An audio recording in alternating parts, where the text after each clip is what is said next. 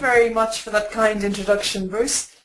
Good evening, ladies and gentlemen, and welcome to Home Alone, the diagnosis and treatment of canine separation anxiety. So today we're going to have a look at, we'll have a quick introduction and then a look at the diagnosis, the etiology, epidemiology and risk groups. Of course, the differential diagnosis, the diagnostics, treatment, and then prognosis, follow-up and prevention.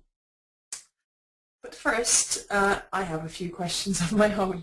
I think you should all be able to vote, but what is your profession? Sorry, Valerie, to interrupt. I'm going to launch the poll now. All you people need to do for us, please, is just click on the relevant button, and then I will be able to give you the answers once we have finished. Valerie, you can't see the screen, and you won't be able to see the answers, but I will give them to you as soon as we have finished the poll. I will display it and read it to you because it won't come up on your screen. So okay. We're just about finished now. Could everybody, yeah, a couple more votes coming in. That's really great. A few more people. We'll just give you another 5 or so seconds to get your votes in. Right, let's close that poll. And the results of the poll I'm showing out now. So we have 77% of the people that are on are veterinarians, 20% are veterinary nurses and or technicians, and 3% are pet owners. Super. Back to you, Valerie. Super. Thanks for that. So I have another one. Are you watching the England game right now at the same time as this webinar?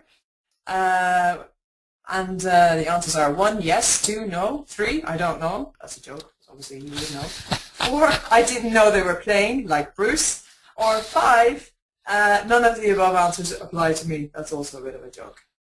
Yeah, that's all good there. So the poll's open, folks, if you just click on the relevant button. I think it's amazing that people are even tuned into a webinar. Well, it just shows you what a great topic and what an important topic this is. It's we've just about got everybody in who's voted. We'll just give it a couple more seconds. Another 5 seconds, folks. Get voting. Click on those things on your option there.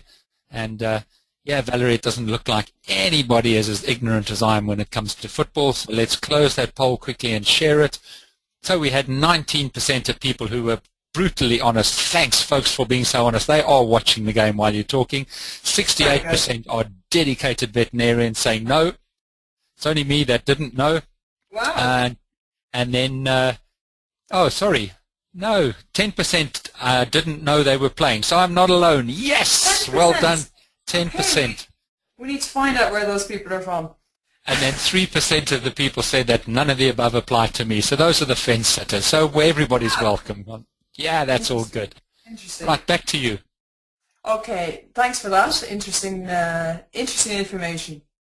And I can tell you, if Holland or Ireland were playing, I wouldn't be here either. Okay, so now on to a more serious note. Separation anxiety is one of the more prevalent and difficult to treat problems in dogs. They often show undesirable behaviors, undesirable to us humans, and this can lead to destruction or damage to the human-animal bond. Often these dogs will be relinquished. Often they have actually come from an animal shelter or a previous home, and they may then be returned to the animal shelter or previous home. And sadly, they often get euthanized. The condition is frequently misdiagnosed or not diagnosed at all. Sometimes people, they might think if it's a case of destruction, they might think it's some metabolic disorder or that it's a dog that's simply bored. So these cases do have to be very well worked up, and you need to confirm the diagnosis. And we'll talk about that later, how you really confirm the diagnosis definitively.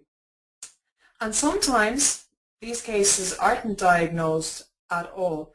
Pet owners don't realize that their dog has a problem, and animals that have separation anxiety are truly suffering. It's a very severe anxiety disorder. So we recommend that veterinarians and vet technicians screen for this disorder at every checkup. Oh, I've got another question. So here we go again, Bruce. Roughly how many cases of true canine separation anxiety where you've confirmed the diagnosis, or you think you've confirmed the diagnosis, do you think you see or treat or discuss on average annually? So even if you talk to someone on the phone about it. 1 is none, 2, 1 to 5, 3, 5 to 10, 4, 10 to 20, and 5, 20 to 50. If you could just give a ballpark estimation, that would actually really be very interesting information. Yep, that poll is open, Valerie, and the votes are coming in. That's, of course, the votes that are coming in from the folks that are not watching the football. And, yeah, kidding. Yeah, so we'll just give you another 5 seconds or so. Just about all the votes are in, or the majority that have been voting up to now. And, right, so let's close that poll quickly. And so the answers are that 4% of people attending tonight said they've none, no, not diagnosing it. 46% have said 1 to 5 cases. Okay. 27% have said 5 to 10. 12% said 10 to 20. And then we've got 12% that said 20 to 50 cases. So wow. Some people are seeing quite a lot of this. Yeah. Wow, that's really interesting.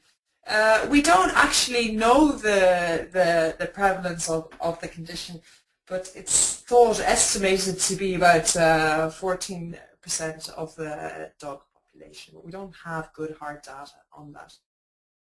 Okay, so how do you diagnose it? You need to see signs of a distress exhibited by the animal, physical, physiological, or behavioral. And it needs to be only in the absence or apparent absence, lack of access to the owner, so virtual absence, if you want to call it that, to a household person. So what we mean by that, by the virtual absence, is if someone is upstairs or they're behind a door and the dog can't actually be in contact with them. So they usually display signs such as vocalizing and or destruction shortly after the owner's departure.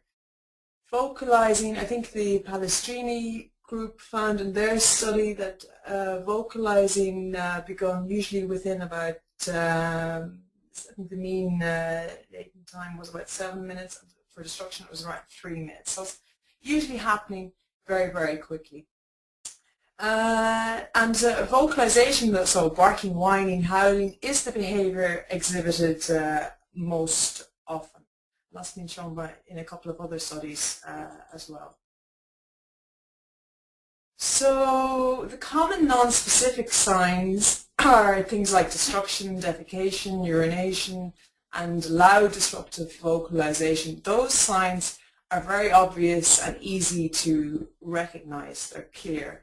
And if we go down this list, we'll see that these are signs that become more subtle, and they're difficult for owners to recognize. As things like licking, panting, salivation, with or without staining on the coat, soft, non-disruptive vocalizations but with a bit of whimpering, temporal or transient anorexia, pacing, trembling, shaking, and withdrawal or freezing. And dogs who are panting or hypersalivating or showing these freeze responses, these dogs might actually even be more profoundly affected than dogs showing the more obvious signs. And even when we